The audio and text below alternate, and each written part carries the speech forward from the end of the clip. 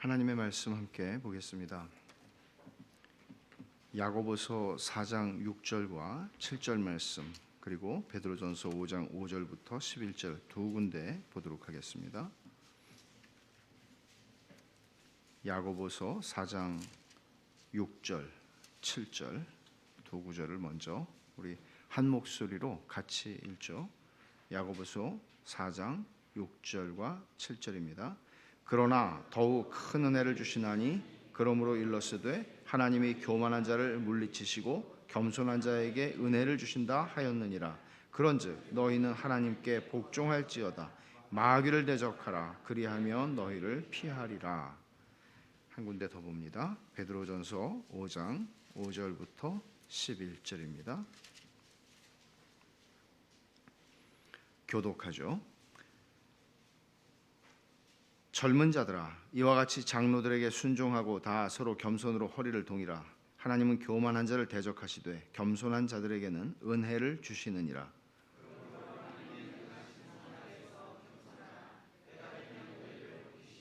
너희 염려를 다 주께 맡기라. 이는 그가 너희를 돌보심이라.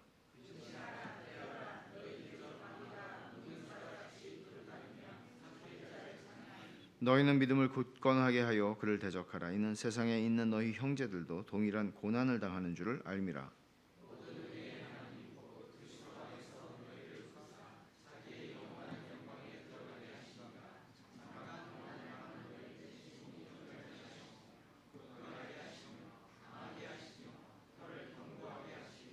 권능이 세세에 무궁하도록 그에게 있을지어다. 아멘. 오늘 제목은 겸손의 골짜기와 사망의 음침한 골짜기, 두 개의 골짜기가 나옵니다. 겸손의 골짜기, 사망의 골짜기, 두 골짜기가 나오는데 오늘 우리가 읽은 두 말씀, 야고보서 4장과 베드로전서 5장에 있는 말씀의 공통점은 겸손하라 하는 것입니다. 은혜를 받길 원하죠. 우리가 은혜를 받고 싶으면 겸손하라는 것이죠. 이 말은 뒤집어서 말하면 내가 은혜를 받지 못하고 살아가고 있다. 그러면 겸손하지 않다는 거죠. 교만하다는 거예요. 그러면 이렇게 말하면 은혜도 못 받는 것도 힘든데 교만하다 그러면 너무 힘들잖아요. 그렇죠? 은혜 못 받고 사는 것도 힘든데 교만해서 못 받는다 그러면 너무 힘들죠. 근데 성경이 그렇게 말해요. 교만하기 때문이라고. 그러니까 교만이라고 하는 것이 사람들 앞에서 잘난 척하고 사람들 앞에서 뭐 이런 차원의 것이라기보다는 하나님을 필요로 하지 않는 것이죠. 그럭저럭 살만한 것이죠. 기도하지 않아도, 하나님께 의지하지 않아도 살만한 것이죠. 야고보서 4장에 있는 이 말씀은 배경은 이런 거죠. 1절에 4장 1절에 보면 이렇게 말씀하잖아요. 너희 중에 싸움이 어디로부터, 다툼이 어디로부터 나느냐? 너희 지체 중에서 싸우는 정욕으로부터 나는 것이 아니냐? 그러니까 교회 안에서 싸움이 일어난다고요. 형제들 사이에 싸움이 일어나요. 근데 싸움이 일어나는 게 정욕 때문에 일어난다고 그러거든요. 근데 그 정욕이라고 하는 거는 근본적으로는 자기 욕심이거든요. 다른 사람의 욕심이 아니고요. 다른 사람이 이게 저 사람에게 이게 필요한데, 그래서 저 사람에게 이걸 좀 채워주고 싶은데, 이런 게 아니고 내 필요밖에는 보이지 않고 내 욕구밖에는 보이지 않는 게 정욕이라고요. 그런 정욕은 4절에서 이렇게 말씀을 하죠. 4절에 가늠한 여인들아, 세상과 벗된 것이 하나님과 원수됨을 알지 못하느냐? 그런즉 누구든지 세상과 벗이 되고자 하는 자는 스스로 하나님과 원수되는 것이니라. 이 세상과 벗됐다고 말하는 것이 결국은 이 정욕에 이끌리는 삶을 살아가는 걸 얘기를 하는 거잖아요. 정욕에 이끌리는 삶. 하나님이 내가 하나님을 염두에 두지 않고 살아가는 거죠. 근데 그런 삶을 살아가면 하나님과 원수가 된다고 얘기를 해요. 나는 그런 적이 없고, 나는 매주일 예배당에 나왔고 매 교회 열심히 봉사했고, 그럼에도 불구하고 말씀하는 거예요. 가늠한 여인들아. 이거는 예배당하고 담 싼 사람들, 기독교하고 담 쌓고 사는 사람들에 대한 얘기가 아니라 우리들이 얼마든지 신앙생활하면서 종교생활로 전락해버리는 이런 위험을 지금 이야기를 하는 것이죠. 그래서 성령님께서 얼마나 우리를 시기하기까지 사모한다. 이건 무슨 말인가 하면 성령님께서 우리의 영혼을 원하시는 것이죠. 하나님께서 우리와 교제하기를 원하시는 것이죠. 근데 우리는 생각이 딴 데 있는 거예요. 하나님 이런 거예요. 결혼을 했어요. 결혼을 했으면은 내 아내에게, 내 남편에게 언약한 대로 내가 충성을 다해야 되고 충성스럽게 사랑해야 되고 신실해야 하는데, 내가 형식적으로는 한 지붕 아래 있을지라도 내 마음은 딴 데가 있는 거죠. 그러니까 성령님께서 시기하기까지 사모한다 하는 말씀이 장난 아니라는 거죠. 장난 아니라는 거죠. 그러면서 6절에 우리가 읽은 말씀이 더 큰 은혜를 주시나니, 우리는 은혜를 받기를 원하고 지금까지 우리가 인생에서 살면서 받은 은혜보다 더 큰 은혜를 하나님께서 주시기를 원하는데, 그러므로 일렀으되 하나님이 교만한 자를 물리치시고 겸손한 자에게 은혜를 주신다. 이게 쭉쭉 나가잖아요. 결국은 다툼이 어디서 나느냐? 정욕 때문이다. 정욕 가지고 살아가는 거는 결국은 하나님하고 원수되는 삶이다. 근데 이거는 뭔가 하면 교만한 거다. 그러니까 은혜를 받을 수 없다. 하나님은 교만한 자를 물리치신다고 적극적인 표현을 쓰고 있잖아요. 그리고 겸손한 자에게 은혜를 주신다. 그러니까 하나님께 복종해라. 그리고는 마귀를 대적하라. 그리하면 너희를 피하리라. 그러니까 이 모든 것들의 배후에는 마귀가 있다는 거잖아요. 그러니까 단순히 우리의 심리적인 작용이라고만 이해를 하는 것이 아니라 영적인 작동이 있다는 것이죠. 마귀가 작동하고 있다는 것이죠. 그것은 교회 공동체에도 그렇고 개인의 삶에서도 마찬가지예요. 그러니까 우리는 영적인 싸움을 싸우는 것이지 단순히 극기 훈련이 아니라는 거죠. 그리스도인들의 삶은 이런 본문을 우리가 지금 봤고, 또 베드로전서 5장 5절에서 하는 말씀은, 이거는 지금 배경이 어떤 얘기를 하는 건가 하면, 하나님께서 교회에 장로를 세우시고 양무리를 치게 하시는데, 이런 배경 속에서 아무리 하나님께서 장로들을 세우면 뭐예요? 장로들에게 존경하지 않고 순종하지 않으면, 그러니까 젊은 자들은 장로들에게 순종하라고 얘기를 하는데, 여기서 젊은 자는 당연히 교인들을 얘기하는 것이죠. 여기 장로라는 것이 원래 문자적인 뜻은 나이가 든 사람 아니에요.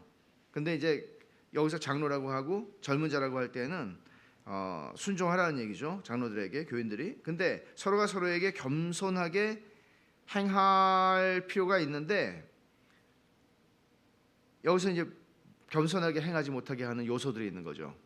세상적으로 보면 내가 저 사람보다 훨씬 더 사회적인 지위가 높고, 저 사람보다 내가 훨씬 더 나은 삶을 살아가고 있는 사람이고, 이런 사회적인 잣대에 의해서 우리는 사람을 판단하고 교회 안에서도 평가할 수 있는데, 그러지 말라는 거죠. 야고보서에서도 그걸 굉장히 많이 강조하고 있잖아요. 그러면서 하는 말씀이 뭔가 하면, 하나님은 5절에 하반절에 하나님은 교만한 자를 대적하시되 겸손한 자들에게 은혜를 주신다. 똑같은 말씀이에요. 야고보서에서 읽은 말씀하고. 그러니까 우리가 정말 은혜를 받고자 한다면 겸손하라는 거죠. 겸손한 자에게만 은혜를 주신다. 교만한 자에게는 은혜를 주시지 않고 대적하시고 물리치신다. 그러면서 6절에서 다시 한번 하나님의 능하신 손 아래서 겸손하라. 그러니까 내가 할 것은 낮아지는 것이지, 내가 하는 것은 할 수만 있으면 고개를 들고 높아지는 게 아니라는 거죠. 내가 하는 건 낮아지는 거고 하나님이 나를 높이시는 거죠. 우리가 스스로 높아지려고 하지 말라는 얘기를 하고 있는 것입니다. 우리가 할 것은 우리의 인생의 염려조차도 7절에 너희 염려를 다 주께 맡기라. 이는 그가 너희를 돌보심이라. 그러니까 염려를 내가 짊어지고 해결하려고 하는 걸 교만하다고 얘기를 하는 거거든요. 염려를 내가 해결하겠다고 생각을 하고 하나님 앞에 무릎을 꿇지 않고 엎드리지 않는 것을 교만하다고 얘기를 하는 거고, 그렇게 해서 내가 해결을 할지언정 혹은 해결을 하지 못하는 일도 일어나겠지만 은혜를 받지 못한다는 거예요. 염려를 하나님 앞에 맡기는 훈련을 하라는 거죠. 잔 파이퍼의 그 장래의 은혜라고 하는 책에 뒷부분에 보면 불신앙과 싸우는 것들을 쭉 얘기해요. 불신앙과 싸우는 우리 안에 있는 불신앙의 요소들. 혹시 이 책을 안 보신 분들이 있으면 꼭 보시기를 바랍니다. 살아놓겠습니다. 불신앙의 요소들이 있어요. 그 중에 하나가 염려거든요. 하나님께 맡기지 않는 것은 교만한 거라고 얘기를 하는 거죠. 그래서 여기서도 똑같은 논리예요. 8절에 근신하라 깨어라 너희 대적 마귀가 우는 사자같이 두루다니며 삼킬 자를 찾나니, 영적인 싸움이 있다는 것이죠. 그러니까 우리가 할 것은 믿음을 굳건하게 하여 그를 대적하라는 거예요. 대적하면 어떻게 한다고 그랬어요? 물리친다고 그랬잖아요. 야고보서에서. 지금 그런 맥락의 말씀들, 그러므로 우리는 영적인 싸움을 싸우는 가운데 결국에는 어떻게 되는가 하면 10절에 말씀한 것처럼 모든 은혜의 하나님 곧 그리스도 안에서 너희를 부르사 자기의 영원한 영광에 들어가게 하신 이가 잠깐 고난을 당한 너희를 친히 온전하게 하시며 굳건하게 하시며 강하게 하시며 너를 견고하게 하시리라. 이게 잠깐이라는 말이 얼마나 중요한 말이에요. 이 본문에서 잠깐 고난을 당한 너희를 그 고난을 통해서 어떻게 하신대요? 얼마나 이게 강력한 표현들이 여기에 많이 나와요. 온전하게 하시고 굳건하게 하시고 강하게 하시고 털을 견고하게 하신다. 고난이 없이 이런 일이 일어나는 건 없죠. 하나님께서는 그래서 고난을 사용하셔서 우리를 견고하게 만들어 가십니다. 오늘 본문이 바로 그런 것을 가르쳐주는 본문입니다. 이제 한 달 정도를 이 아름다운 집에서 있다가 이제 떠나게 되잖아요. 떠나게 되는데 경건과 분별이라고 두 처녀가 이제 언덕 너머에 겸손의 골짜기까지 배웅을 나와요. 그러다가 경건이 잊어버린 게 하나 있어요. 그러고는 다시 내가 갔다 올 테니까 잠깐 기다리세요. 그리고는 아름다움의 집으로 다시 돌아갑니다. 큰 그림을 하나 가지고 와요. 큰 그림. 얼마나 큰 그림인지는 잘 모르겠습니다만은 순례자들에게 이걸 주면서 말하기를 이거는 여러분이 우리 집에서 본 모든 것들의 개관이에요. 보신 걸 혹시 잊어버릴 때 이걸 보시면 다시 기억이 되살아나서 믿음이 굳건해지고 위안을 얻게 될 거예요. 뭘까요? 도대체 어떤 큰 그림을 가지면은 위안이 되고 흔들리지 않을까요? 넘어질 때도 넘어질 때도 다시 소망을 가지게 될까요? 큰 그림. 보통 세상에서도 사람들이 그러잖아요. 큰 그림을 그려야 된다고. 큰 그림이 있어야 된다고. 근데 큰 그림이라는 거는 뭐예요? 결국은 성경이 우리에게 말씀하는 대로 영원에서 영원에 이르는 그림이고요. 한편으로는 영원 전에 하나님이 우리를 택하신 것이고 영원한 기업을 우리에게 약속으로 주시겠다고 하신 것이에요. 이런 영원의 관점이 큰 그림이죠. 그리고 우리의 인생도 내가 지금에 다 집착하고 살아가잖아요. 혹은 내가 내년에 혹은 향후 10년에 집착하고 살아간다고요. 내가 인생의 그림을 그리는데 기껏해야 그런 정도의 그림들을 그린다고요. 그런데 우리는 더 큰 그림을 가질 필요가 있다는 거죠. 그러면 큰 그림 속에서 우리는 결국에는 영광의 영접을 받을 터이니 우리의 인생에 넘어지고 쓰러지고 기타 등등 낙심하게 되는 이런 일들 속에서 우리들은 주저앉아 버리지는 않을 거라는 것이죠. 한편으로는 그것은 교리입니다. 기독교 교리 전체를 얘기하는 것입니다. 전체를 아는 것입니다. 부분을 아는 게 아니고 전체를 아는 것입니다. 근데 이제 겸손이 큰 그림을 가지러 갔을 때 그 사이에 노랫소리를 듣게 됩니다. 노랫소리를 듣게 되는데 이런 감미로운 노랫소리죠. 내 평생에 주님의 은총이 숨김없이 내게 나타났네. 그러므로 주님의 집이 영원토록 내 처소가 되겠네. 그러더니 이쪽에서 소리가 들리는 듯 하더니 또 다른 쪽에서 소리가 또 들려요. 아무렴 주 우리 하나님은 선하시니 그의 자비는 영원토록 확실하네. 그의 진리는 항상 굳게 서 있어 세세토록 보존되겠네. 그러니까 분별이 말하는 거죠. 여기는 새들이 노래하는 거라고. 새들이 노래를 이렇게 해요. 찬송을 해요. 여기서 들을 수 있는 소리라고. 이게 새들이 이렇게 노래를 한다고. 어쩌면은 우리가 새들이 지저귀는 소리를 듣고도 혹은 개들이 짖는 소리를 듣고도 야, 저것들이 하나님을 찬송하는구나, 그런 소리로 우리가 들을 수는 없을까? 그런 생각을 하게 되죠.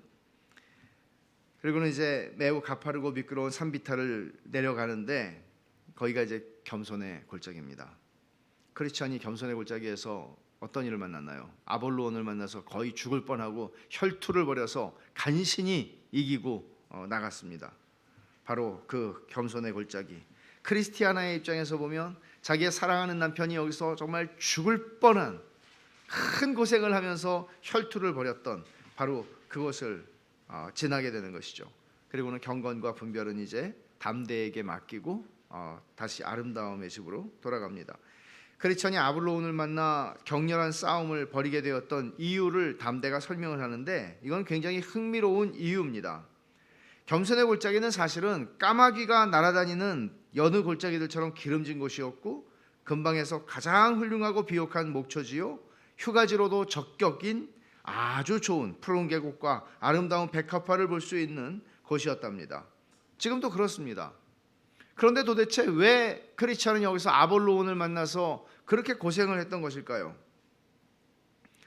담대가 그 얘기를 설명을 하는데 한마디로 말하면 그가 미끄러졌기 때문입니다. 이렇게 얘기해요.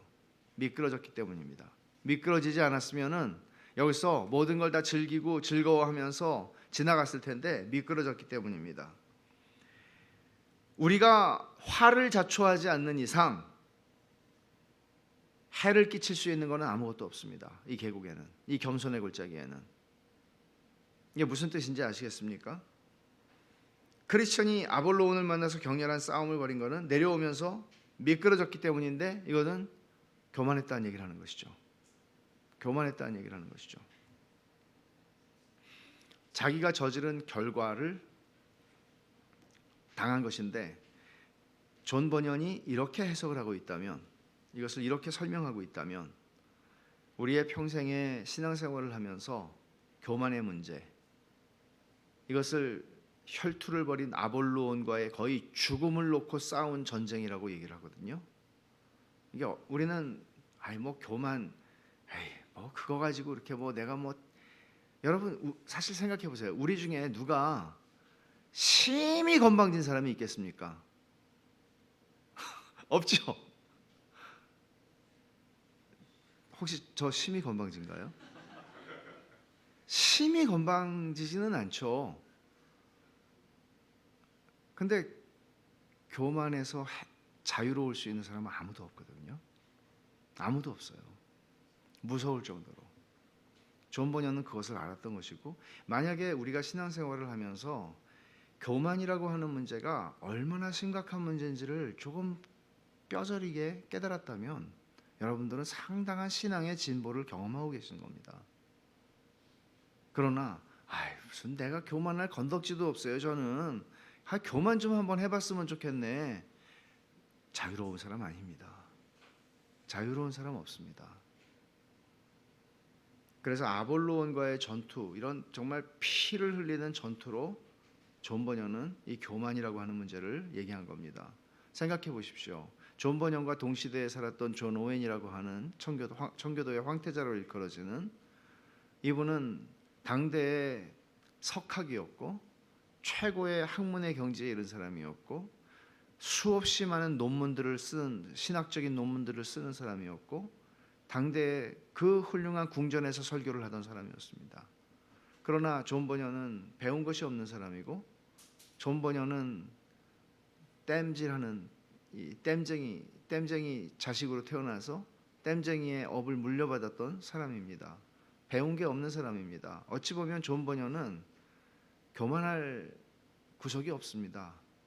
그러나 존 버년은 아는 거죠. 그런 자기 자신에게도 교만할 구석이 엄청나게 많다는 것을, 그 싸움을 자기도 하고 살아간다는 것을. 열등감과 우월감의 차이는 종이 한 장 차이입니다. 아무것도 가진 것이 없다고 말할지라도 교만한 것이 인간입니다. 그래서 이 겸손의 골짜기에서 존 버년은 이 골짜기를 신자들은 다 지나간다는 것이죠. 한 번은 하나님께서 이 문제를 다루신다는 것이죠. 왜 한 번만 다루겠습니까? 우리의 평생에 하나님께서 이 문제를 다루시는 것이죠. 그래서 야고보서 1장 12절을 한번 잠깐 가보죠. 야고보서 1장 12절.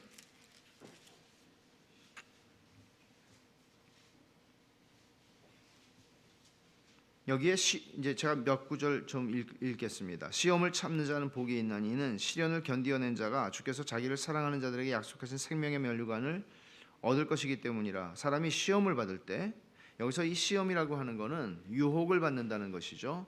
유혹을 받을 때 내가 하나님께 시험을 받는다, 내가 하나님이 나를 유혹하신다 하지 말지니 하나님은 악에게 시험을 받지도 아니하시고 친히 아무도 시험하지 아니하시느니라. 오직 각 사람이 시험을 받는 것, 유혹을 받는 것은 자기 욕심에 끌려 미혹됨이니라고 얘기합니다. 결국은 교만함이라고 하는 것이 철로 역정에서 이 크리스천을 넘어지게, 미끄러지게 해서 결국 이 싸움을 이 크리스천이 만들어낸 것이라고 얘기를 하는 것이죠. 그래서 15절에 욕심이 잉태한즉 죄를 낳고 죄가 장성한즉 사망을 낳느니라. 죽음에 이르는 병이라는 것이죠. 죽음에 이를 수 있다는 것이죠. 내 사랑하는 형제들아 속지 말라 하면서 17절에 온갖 좋은 은사와 온전한 선물이 다 위로부터 빛들의 아버지께로부터 내려오나니 그는 변함도 없으시고 회전하는 그림자도 없으시니라.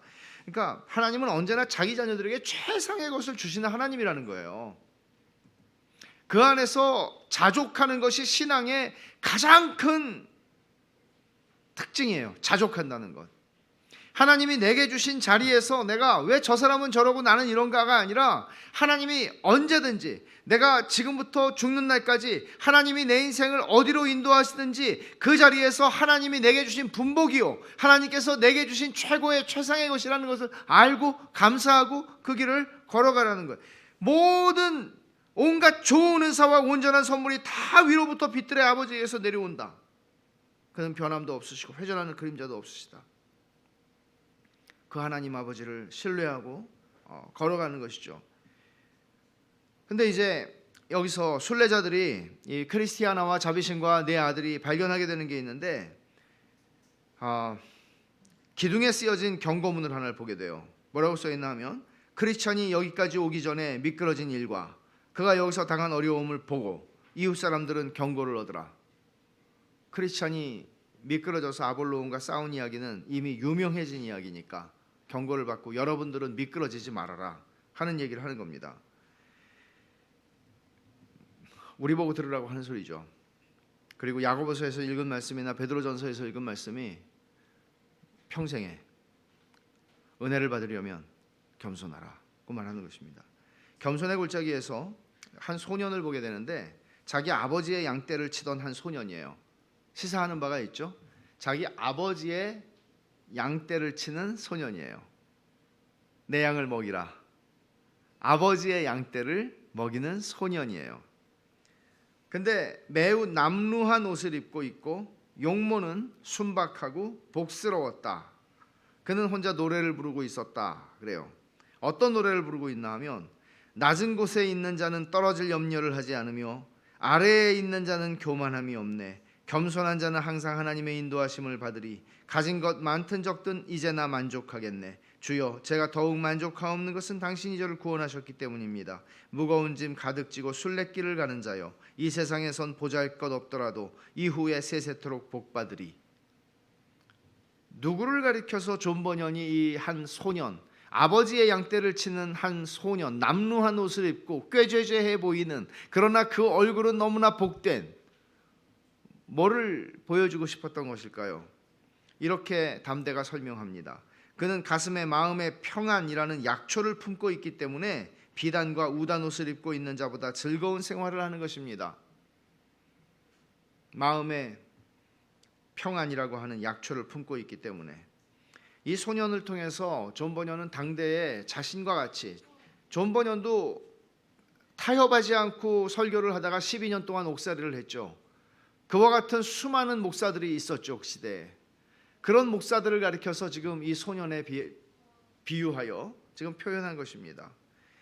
진리를 수호하고 그 대가로 온갖 가난과 박해를 감당해야 했던 복음의 사역자들인 목사들을, 이 남루한 옷을 입고 그러나 행복한 목사들을 묘사하는 것이죠. 근데 이것도 역시 왜 겸손의 골짜기에서 이 장면을 봐야 했을까요? 이것도 역시 겸손한 자가 누리는 하나님의 은혜이기 때문에 그렇습니다. 만일 하나님, 제가 복음을 이렇게 전하는데, 내가 진리를 이렇게 사수하는데, 하나님 왜 이렇게 나는 감옥에 가야 하고 나는 왜 이렇게 비참하게 살아야 합니까? 이렇게 얘기한다면 이 사람은 겸손을 잃어버린 것이죠. 은혜를 못 받는 이유가 있는 거예요. 근데 그렇게 고생을 하면서 하나님의 복음을 전하고 하나님의 부르심을 따라서 하나님 아버지의 양떼를 돌보고 있는데도 고생만 하는 거예요. 근데 기뻐해요. 마음의 평안이라는 약초를 품고 기뻐해요. 만족해요. 자족해요. 뭘 얘기하는 거죠? 이 사람은 진짜 겸손한 사람이다 하는 거죠. 아니, 저는 왜 양이 5마리밖에 없습니까?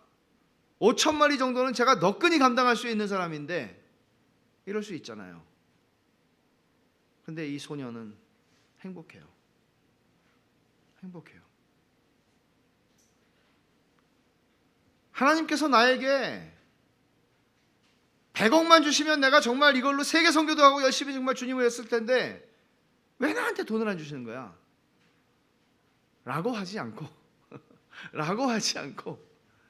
하나님이 내게 주신 분복을 누리며 그 안에서 자족하는 거예요. 그 안에서 내가 주를 섬기는 거예요.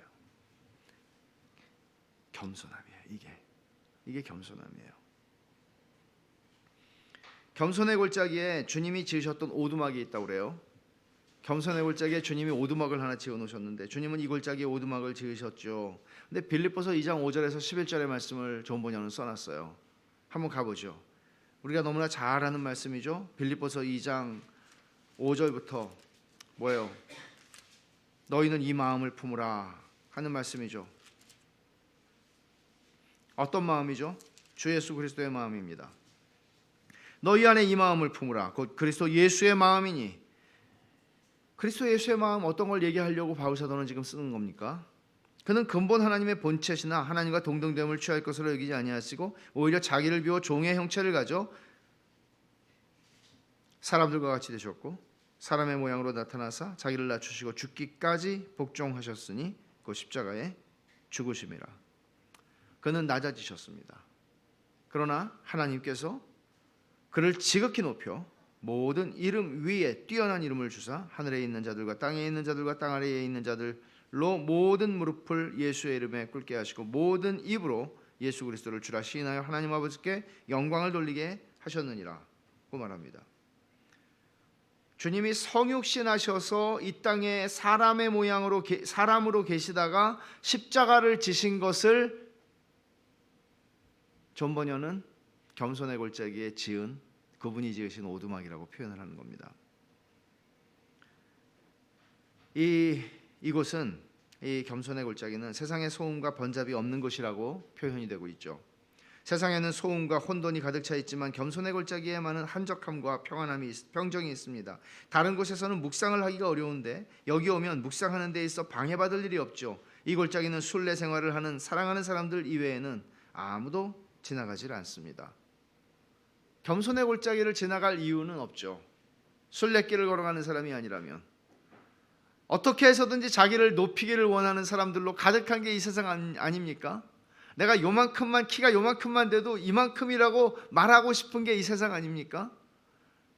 순례길을 걸어가는 사람이 아니라면 하나님을 바라보고 걸어가는 사람이 아니라면 겸손의 골짜기를 지나갈 이유가 하나도 없는 겁니다. 근데 겸손의 골짜기에서 우리가 얻게 되는 유익이 뭐죠? 묵상이에요. 묵상이 잘 되는 곳입니다. 여러분도 묵상이 잘 되는 곳이 있으세요? 장소가 있으세요? 그 장소를 지금 존 번역은 겸손의 골짜기라고 얘기합니다. 이렇게 표현하는 게 더 나을 거예요. 낮아짐의 골짜기입니다. 하나님이 나를 낮추시는 골짜기입니다. 내가 낮아질 때 하나님의 말씀이 살아납니다. 내가 높아지면 하나님의 말씀은 내 안에 살지 않습니다. 그러나 내가 낮아질 때 하나님 말씀이 살아납니다. 그래서 겸손의 골짜기는 묵상의 골짜기라고 얘기를 하는 거죠. 여러분이 경험하셨겠지만 마음이 붕붕붕붕 떠 있을 때는 말씀이 안 보입니다. 그러나 우리가 심히 낮아질 때, 낮아짐을 경험할 때 하나님 말씀이 살아 움직이는 것을 경험합니다. 하나님 말씀은 언제나 살아 있었는데 낮아지지 않으면 안 보이는 거죠. 마음을 높은 데 두고 교만하고 나 잘난 맛에 살아가는 사람들에게 하나님의 말씀은 읽혀질 수는 있지만 묵상이 되지 않습니다.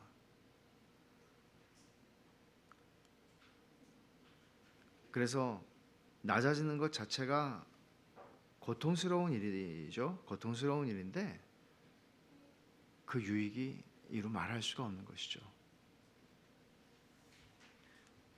그리고 이곳은 또 천사를 만나고 진주를 발견하는 곳이라고 표현하죠. 크리스찬은 여기서 아볼로온을 만나 힘겨운 싸움을 벌이기는 했지만 또 예전에 지나간 사람들이 많이 있었는데 그들 중에서는 천사를 만나거나 진주를 천사를 만나서 씨름을 하기도 했고 또는 진주와 생명의 말씀을 발견하기도 했다는 것이죠.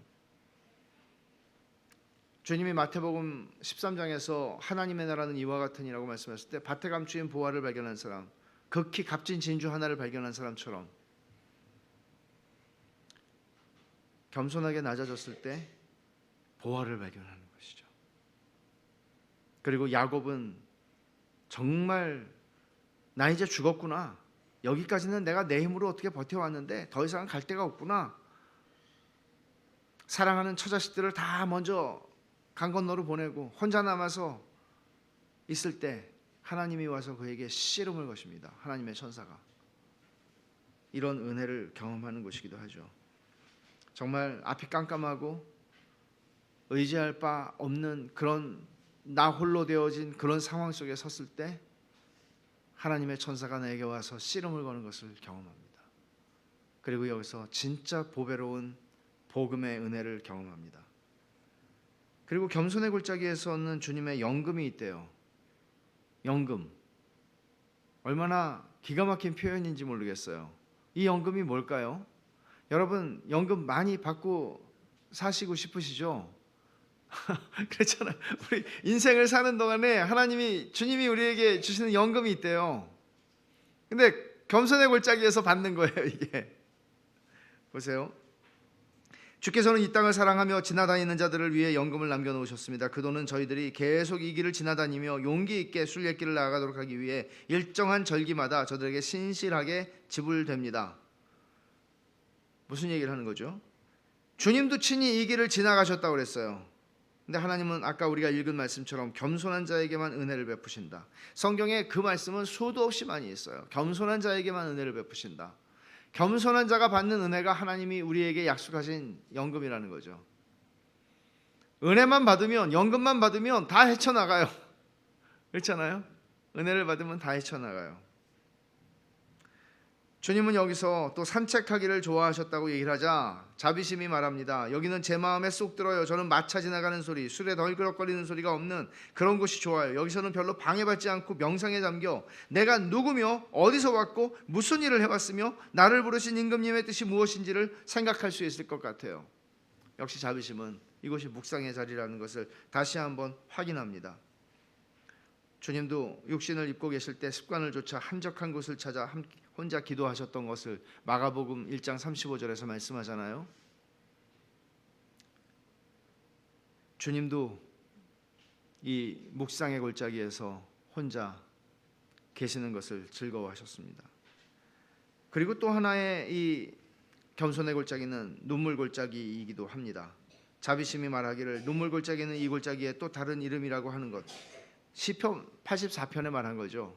눈물 골짜기를 지나가는데 하나님의 백성이 눈물 골짜기를 지나가요. 얼마나 많은 사람이 여기서 눈물을 쏟았겠어요. 낮아지고 가난해지고 짓밟히고 그러면서 눈물 골짜기를 지나가는데 이곳을 하나님이 어떻게 바꾸신다는 거예요?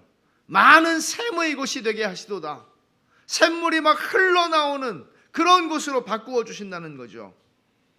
그래서 이 눈물 골짜기를 똑바로 통과하는 자는 이곳을 우물로 만들 것이며 하나님께서 여기에 있는 사람들에게 내려주시는 비가 연못을 채울 것입니다. 임금님께서 포도원을 주시겠다고 한 것도 바로 이 골짜기죠 라고 자비심이 말합니다. 그래서 담대가 임금님이 이렇게 말씀하셨죠. 마음이 가난하고 심령에 통회하며 내 말을 인하여 떠는 자 그 사람을 내가 돌봐주리라. 어떤 사람이에요? 마음이 가난한 사람이에요. 심령에 통회하는 사람, 심령을 찢는 사람이에요. 그리고 내 말을 인해 떠는 사람, 하나님의 말씀 앞에서 가벼운 사람이 아니고요, 하나님의 말씀 앞에서 내가 한번 공부를 해볼까 이런 사람이 아니고요, 그 하나님의 말씀 앞에서 두려워 떠는 사람, 하나님을 경외하는 거죠. 이런 사람들에게 은혜를 베푸신다고 얘기하는 거예요. 우리의 경박함, 우리의 그런 천박함이 아니라 하나님의 말씀과 하나님의 권위 앞에서 그 무게 앞에 엎드릴 줄 아는 사람.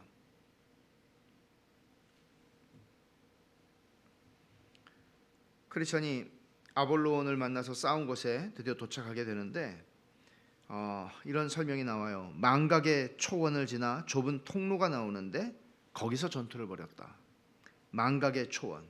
왜 그럴까요? 미끄러졌기 때문에 아볼로온을 만났다고 담대가 얘기했어요. 그런데 교만했어요.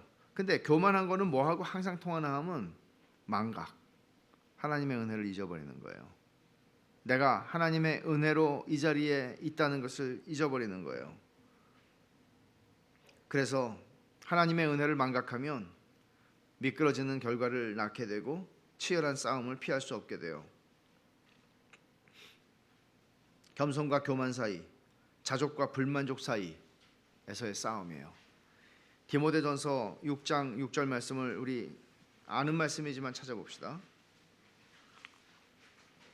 디모데전서 6장 6절.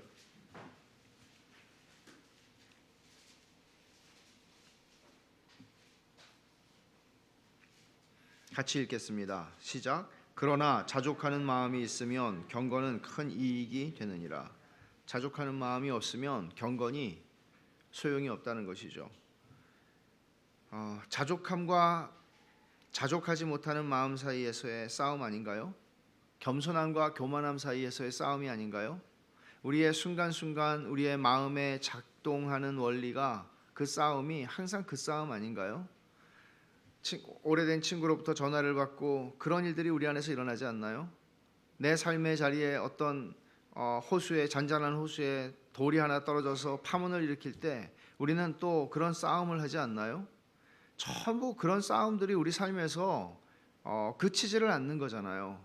자족하느냐 자족하지 못하느냐, 겸손하냐 교만하냐 하는 싸움이요. 이게 얼마나 우리들에게 심각한 것인가. 그리고 그 교만함을 우리들은 하루에도 수십 번 쌓아가고 그렇게 살다가 보면 하루 이틀이 가고 일주일이 가고 은혜를 받지를 못해요. 은혜를 받지를 못해요. 이게 우리는 정작 우리 앞에 칼과 창을 들고 나타난 아볼로온과 같이 무서운 한 대적을 만나는 그런 모습으로 등장하지 않기는 하지만 이것은 그것과 동일하다는 것이죠. 거기서 그러니까 자기들의 아버지, 자기들의 남편이 싸워서 간신히 이겼던 그 전투의 그 자리에서 순례자들은 크리스천이 흘린 피를 보게 돼요. 그리고 아볼로온의 창의 파편 등 전투의 흔적들을 보게 됩니다. 그리고 크리스천의 싸움과 승리가 새겨진 기념비를 또한 보게 되죠. 담대가 말합니다. 아볼로온은 싸움에 지자 다음 골짜기로 도망갔죠. 그곳은 사망의 음침한 골짜기라고 불리는데 우리도 그곳을 지날 것입니다. 사망의 음침한 골짜기에 대한 묘사들이 어떻게 나옵니까? 겸손의 골짜기보다 더 길고 각종 악한 것들이 출몰하는 곳이라고 말합니다. 길답니다. 우리의 인생에서 사망의 음침한 골짜기를 지난 일들이 왜 없습니까? 죽은 사람들의 신음소리 같은 것들이 크게 들렸다고 말하고 땅 밑에 빈 구덩이가 있는 것처럼 땅이 울렁거리기 시작하고 뱀이 슉슉거리는 것 같은 소리도 들리고 발을 잘못 디디면 함정에 빠지는 곳이고 아이들은 그래서 부들부들 떨게 됩니다. 막내인 야고보는 두려움 때문에 막 고통을 호소하게 되고 노련씨, 의사인 노련씨가 지어준 약 3알을 먹고 원기를 회복하는 일을 겪게 됩니다. 그리고는 이제 담대는 두려워하니까 아이들 보고 자기 뒤로 돌려 세우고 악귀가 나타나자 악귀를 막아섭니다. 근데 악귀가 담대를 만나자 담대가 도망가지를 않고 악귀를 마주하고 대적하자 악귀는 순간 사람들의 시야에서 사라져버리고 맙니다. 그들은 야고보서 4장 7절에 있는 말씀을 경험하는 것이죠. 마귀를 대적하라. 그리하면 너희를 피하리라. 꽁무니 빼지 말고 도망가지 말고 대적하라는 거예요.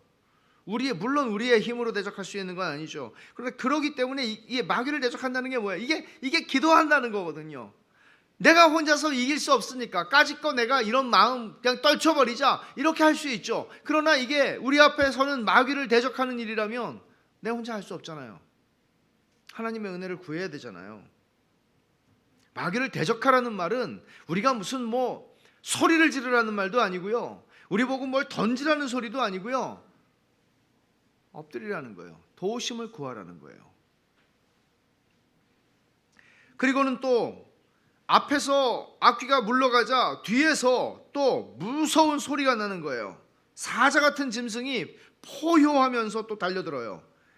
또 담대는 순례자들의 앞에 서 있다가 뒤로 돌아가가지고 싸울 태세를 갖추자 사자가 더 이상 공격하지 않고 또 물러가는 것을 경험하게 됩니다.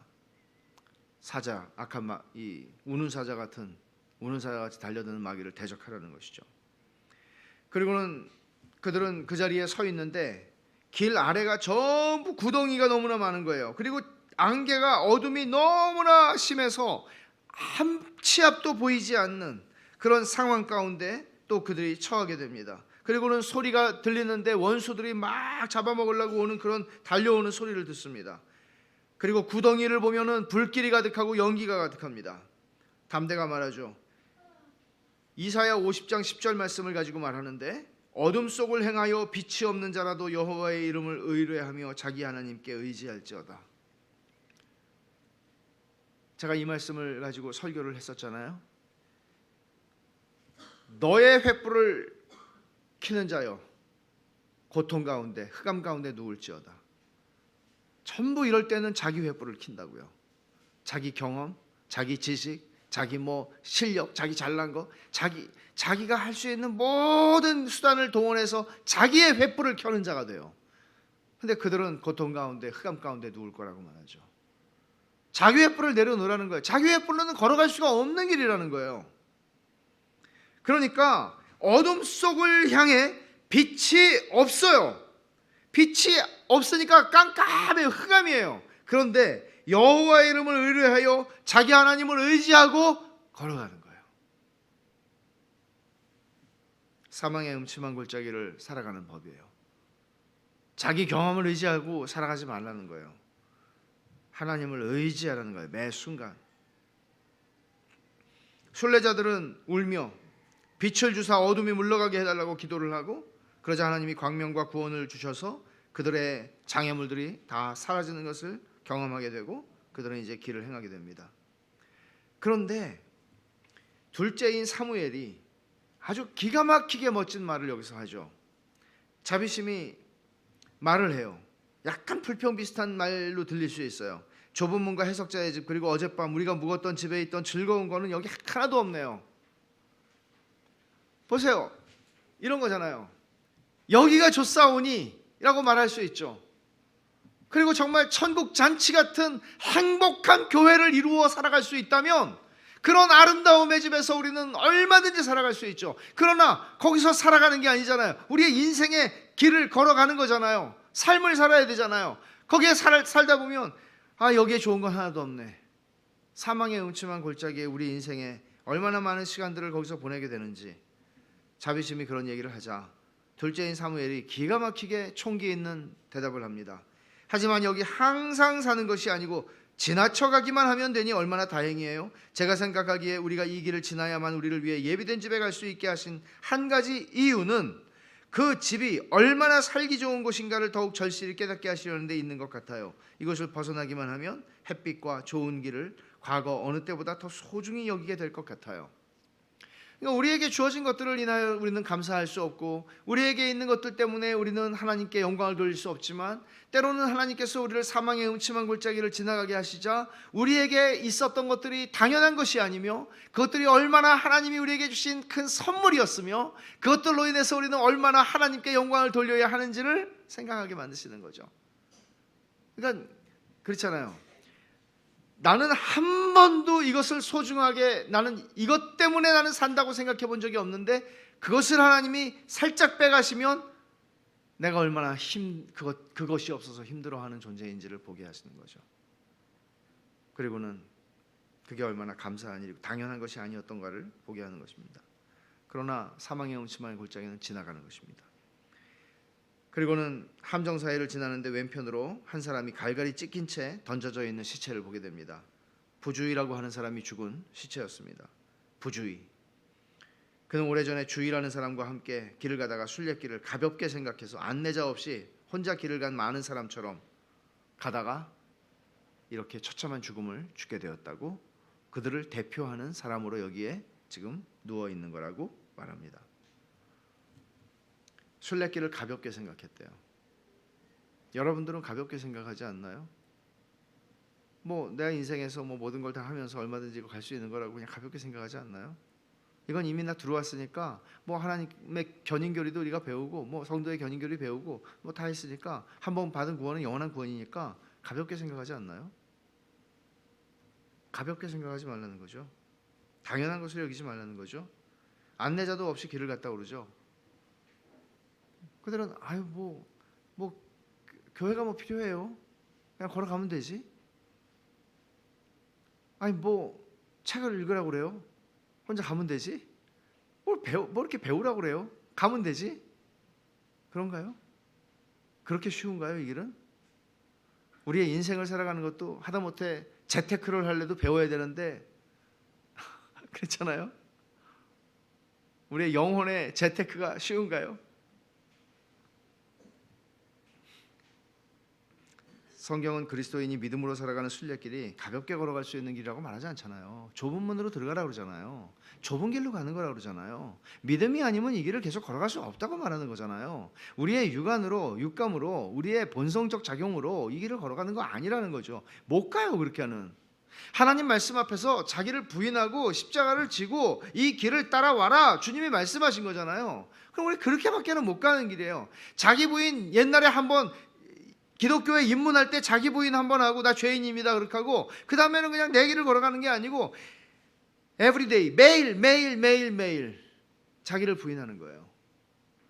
자기를 부인하는 그 말씀 앞에서 이게 겸손으로 이 자기 부인이 없이 겸손으로 갈 수 있는 사람이 세상에 누가 있나요? 본래 겸손한 사람이 어디 있나요? 천성적으로 본성적으로 겸손해서 나는 그냥 겸손한 사람이 세상에 어디 있나요? 죄인인데 하나님의 말씀 앞에서 자기를 쳐서 복종시키질 않으면 그렇게 갈 수 없다는 거예요. 절대로요. 본성으로 살아가는 것 가지고 안 된다는 거죠. 그래서 주님이 깨어있으라고 말씀하는 거죠. 그리고는 길 끝에 사망의 음침한 길 거의 끝에 가가지고 만나게 되는 한 거인이 있는데 길가에 굴에 사는 거인이 있는데 철퇴라는 거인이에요. 이 사람은 억지궤변으로 순례자들을 현혹하는 나쁜 놈이었습니다. 순례자들은 그를 보고 떨기 시작합니다. 담대가 자기 나라 사람들을 납치해서 이상한 나라로 데려가는 도둑질을 하고 있다고 막 비난을 하죠. 마귀의 나라에서 하나님의 사랑하는 하나님의 아들의 나라로 옮겨가는 그 일을 한다고 얘기를 하는 거예요. 그러자 담대가 자기 역할을 말해줘요. 이게 중요한 부분인데 나는 하늘에 계신 하나님의 종으로서 죄인들을 설득해 회개시키는 것이 나의 임무다. 사람들을 설득해 회개시키는 게 나의 임무다. 나는 온 힘을 다해 남녀노소 모든 사람을 어둠에서 빛으로 사탄의 세력에서 하나님께로 이끌라는 명을 받았다. 만약 이로 인해 네가 시비를 건다면 얼마든지 오너라, 겨루어 주마. 정확하게 성령님의 역사를 지금 가리키고 있는 것이죠. 사실 성령님이 하시는 일이 우리를 회개시키는 것이잖아요. 죄인들을 회개시켜서 하나님의 자녀가 되게 하시는 일을 하는 게 성령님이시잖아요. 그리고 그 길을 잘 걸어갈 수 있도록 성령을 쫓아 행하라고 말씀하고 성령이 우리 안에 계셔서 영원히 떠나지 아니하신다고 말씀하는 것이죠. 이 담대의 존재를 통해서 복음의 좁은 길을 걸어가는 모든 그리스도인들을 위로하고 싶어하는 존 버년의 의도가 여기 있는 거죠. 얼마나 힘겨운 그 시대에 믿음을 지키는 사람들이 17세기에 믿음을 지키는 사람들이 얼마나 힘들었는가. 21세기는 어떤가요? 우리들은 믿음을 지킨다는 것이 그렇게 쉬운 일인가요? 그냥 되는 일인가요? 믿음을 지키고 직장 생활을 한다는 것, 믿음을 지키고 어떤 사업을 한다는 것, 믿음을 지키면서 목회를 한다는 것. 제가 목사님 며칠 전에 호주에서인가 목사님들하고 얘기를 하면서 그런 얘기했어요. 우리 믿음으로 목회합시다. 우리 믿음으로 목회합시다. 진짜 믿음으로 목회를 해야 되죠. 다 믿음으로 하는 거예요. 근데 그게 쉽나요? 저절로 되지 않잖아요. 자기를 부인하는 거죠. 복음의 좁은 길을 걸어가는 모든 사람들 혼자 가는 거 아니라는 거예요. 보세요. 지금 겸손의 골짜기부터 사망의 음침한 골짜기까지 담대가 항상 앞서거니 뒤서거니 앞에서 막아주고 뒤에서 막아주고 모든 대답을 하고 두려우면 내 뒤로 오라고 그러고 설명해주고 이 길을 같이 가잖아요. 담대는 드디어 철퇴와 맞서서 칼로 한 점을 싸우고 결국 철퇴를 내리쳐서 그 머리를 잘라 효수를 합니다. 순례자들은 기뻐 뛰죠. 오늘 이 말씀을 통해서 우리가 정리한다면 겸손과 교만이라고 하는 것, 이 문제. 겸손하지 않고 교만할 때 어떤 일들이 일어나나요? 아까 야고보서 4장에서 본 것처럼 다툼이 일어납니다. 내가 나보다 낫다. 이걸 또 당연하게 여기기 때문이죠. 키재기를 하는 거죠. 키재기를 하는 거죠. 제자들이 예수님 앞에서 했던 일이 그 일 아닙니까? 교회에서도 무슨 직분 뽑는다 그러면 항상 그런 문제가 터지지 않습니까? 이게 왜 터지는 걸까요? 똑같은 일들이죠. 뭐 그것뿐만입니까? 수없이 우리는 다른 사람과 우리 자신들을 비교하지 않습니까? 내가 저 사람보다는 낫다. 다툼이 일어납니다. 그리고 겸손하지 않을 때 두려움과 염려와 기도하지 않는 현상들이 나타난다는 것도 마찬가지입니다. 내가 해결할 수 있다는 생각 때문에 기도하지 않습니다. 내가 해결해야지 뭐. 두렵기도 하고 염려하기도 합니다. 교만함이라는 거죠. 무릎 꿇지 않는 것은 교만함이라는 거죠. 그러니까 우리가 시건방지거나 무슨 대단히 건방지고 어떤 오만방자하고 그런 것이 아니에요. 내가 내 힘으로 어느 정도 살 수 있다. 이렇게 생각하는 것을 성경에서는 교만함이라고 얘기를 하는 것입니다. 그리고 은혜를 잊어버리는 것, 망각. 은혜를 잊어버리고 감사 대신 불평과 원망을 하는 거죠. 히브리서 12장 15절 한번 찾아보겠습니다.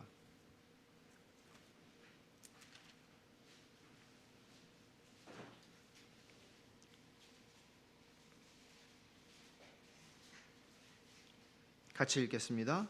너희는 하나님의 은혜에 이르지 못하는 자가 없도록 하고 또 쓴뿌리가 나서 괴롭게 하여 많은 사람이 이로 말미암아 더럽게 되지 않게 하며 하나님의 은혜에 이르지 못하는 자가 있는지 살피라. 제가 얼마나 많이 강조하는 말씀입니까? 그렇게 해서 은혜를 잊어버리는 사람 없도록 은혜를 자꾸 상기시켜 서로에게 상기시켜주는 거예요. 하나님의 은혜를 은혜 때문에 살고 있다는 것을 자기가 자격이 있다는 생각이 교만이죠. 이런 사람에게 은혜가 설 자리가 없습니다. 그러니까 항상 고난이 와도 이렇게 반응을 하는 거잖아요. 왜 나한테 이런 고난을 주시냐고 하나님.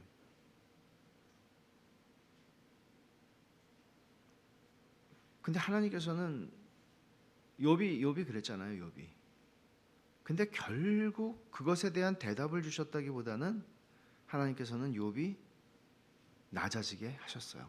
마지막에 보면 그렇잖아요. 욥이 내가 티끌 가운데에서 회개합니다 라고 고백해요. 하나님이 잘못했다고 느꼈어요. 계속 욥은. 내가 잘못한 게 없는데 하나님이 날 이렇게 하시니까. 그런데도 불구하고 욥이 낮아져요. 그런 자리까지 우리 신앙을 데리고 가신다는 것이 아닐까요? 우리는 아프면 하나님 왜 나한테 이렇게 하시냐고 합니다. 그런데 그 메아리가 계속될지라도 결국에는 하나님의 사랑하는 자녀들을 그런 영광의 자리인데 그 영광의 자리는 사실은 깊은 낮아짐을 우리가 경험하는 자리 아닐까요? 예수님께서 빌립보서 2장에서 바울 사도가 예수님의 낮아짐과 겸손과 비천함과 죽음과 복종을 설명하는 바로 그것처럼 그런 생각을 많이 하게 돼요. 아직도 내 고백은 좀 멀었구나. 그러나 큰 그림이 있잖아요. 하나님이 나로 그런 고백을 하는 자리까지 나를 데리고 가시겠구나. 그런 생각을 하게 돼요. 큰 그림은 중요해요. 마귀의 공격 이만저만 아니죠. 우리가 마귀의 공격 가운데 늘 노출되어서 살아가요. 교만한 것은 내 약점을 마귀에게 크게 드러내 보이는 일이죠. 조금이라도 내가 교만함으로 흐뭇해할 때 마귀에게 완전히 무방비로 우리 자신들을 내어주는 것이죠. 그리고 교만해질 때, 겸손하지 않을 때 넘어짐과 멸망이 와요. 패망의 선봉입니다. 패망의 선봉. 교만한 것은 마음이 높아지면 떨어지는 거 말고 더 할 게 있나요? 내려오는 거 말고 할 게 있나요? 그거밖에 없어요. 교만한 자는 하나님의 적이 된다고 아까 우리가 읽은 말씀들은 다 그렇게 얘기합니다. 저는 찰스 스펄전이 한 이 말이 잘 안 잊어버려지는데 그대로 제가 인용을 했어요. 교만의 마귀는 우리와 함께 태어나 우리가 죽기 1시간 전까지도 죽지 않을 것이다. 그놈은 우리의 본성 속에 너무나 깊게 엮어져 있어서 우리 몸이 수위에 쌓이게 될 때까지 우리는 그놈의 최후에 대한 소식을 결코 듣지 못할 것이다. 하나님의 사람들은 교만이라고 하는 게 얼마나 무서운 것이고 끈질긴 것이고 우리의 죽음과 함께 죽게 되는 것인지를 늘 알았던 것 같습니다. 여러분, 그래도 나는 겸손한 편이라고 생각하시죠? 안 그러신가요? 저만 그렇게 생각하나요? 근데 그게 헛된 생각입니다. 난 그래도 좀 겸손한 편이지, 이만하면. 천만의 말씀이요. 그렇게 생각하는 한 우리는 아직도 영적인 세계에서 걸음마를 하는 사람이라는 것을 보여주는 것입니다. 겸손의 골짜기를 그래서 하나님은 우리의 인생의 여정에 주십니다. 낮아지라고. 기억하시죠? 신명기 8장에서 광야 40년, 너희 지난 광야 40년을 돌아보라. 기억하라. 이는 너희를 낮추시고자 하십니다. 낮추시고자 하십니다. 왜 이렇게 낮추셔야만 할까요? 하나님께서. 그래야 하나님의 사람으로 그 땅에 넉넉히 영광에 이를 것이기 때문입니다. 베드로전서 5장에서 한 말씀이 바로 그 말씀입니다. 겸손의 골짜기로 내려가는 길에서, 그러니까 두려워하지 말고 염려하지 말라는 거예요. 그러니까 여러분, 인생에서 내리막길이 있잖아요. 그러면 우리 얼마나 두려워요. 하나님 제발 나를 좀 이제는 멈추게 하시고 다시 올라가게 해주십시오 그러잖아요.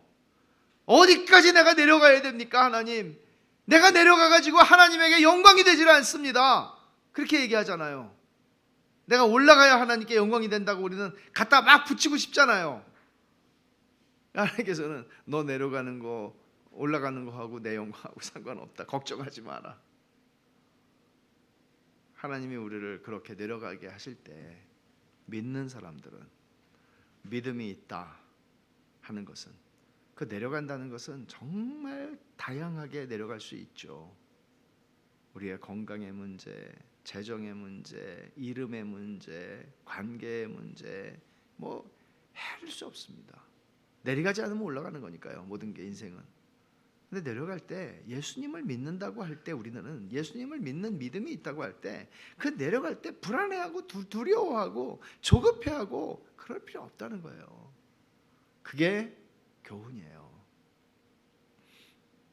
하나님, 하나님의 뜻을 이루어 주십시오. 하나님이 이런 방식으로 저를 낮추실 때 하나님은 선하시오, 선을 행하시는 분이십니다. 하나님의 뜻을 이루어 주십시오.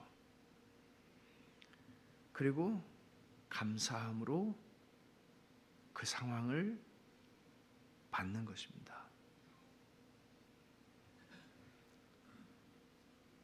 하나님이 우리를 아시기에 우리를 때가 되면 높이십니다. 이것이 하나님을 신뢰하는 것입니다. 기도하십시다. 하나님 아버지, 감사합니다. 오늘도 하나님께서 저희에게 주신 말씀 평생 기억하고, 하나님 아버지, 정말 하나님이 저희들을 낮추실 때 두려워하지 않고 염려하지 않고 조바심 내지 않고 하나님의 뜻을 이루어 주십시오. 기도하며 감사하며 자족하며 하나님의 선하심을 기억하고 하나님을 신뢰하게 하여 주시옵소서. 주님, 이런 믿음으로 살아가게 하여 주시옵소서. 예수님 이름으로 기도하옵나이다. 아멘.